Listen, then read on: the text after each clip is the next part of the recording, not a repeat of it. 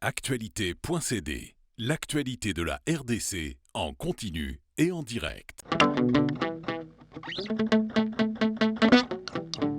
Le gouvernement belge a présenté en 2022 une feuille de route pour restituer à la RDC des milliers d'objets culturels acquis abusivement lors des violences commises sous le règne de Léopold II entre 1885 et 1908. Où en sommes-nous avec ce processus, particulièrement de l'Africa Museum? En 2022, la Belgique a voté une loi. Et cette loi, elle permet la restitution d'objets obtenus par le vol, par la violence, par la manipulation pendant toute la période coloniale. Donc on commence en 1875 et on continue jusqu'en 1960. Donc ça porte sur toute la période coloniale. Il faut pour cela conclure un traité bilatéral. Et pour nous, pour le musée, nous sommes en l'attente d'un accord au niveau diplomatique, au niveau politique entre les deux États d'un tel traité bilatéral. C'est vraiment quelque chose qui est à l'agenda pour les mois et les années à venir. C'est d'avoir un tel traité, une base en droit, et puis de former cette commission scientifique mixte dans laquelle il y aura des scientifiques congolais et belges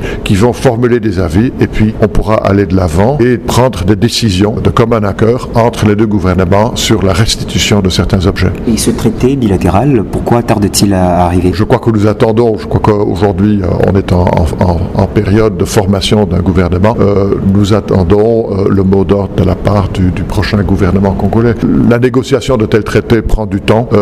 J'avoue que moi, en tant que directeur du musée, j'attends avec une certaine impatience ce texte, mais il faut faire confiance aux diplomates qui négocient ce texte. Je sais que des contacts sont en cours et je crois que j'ai bonne confiance que dans les prochains mois, qu'il y aura des pourparlers qui vont aboutir à un traité bilatéral entre la RDC et la Belgique.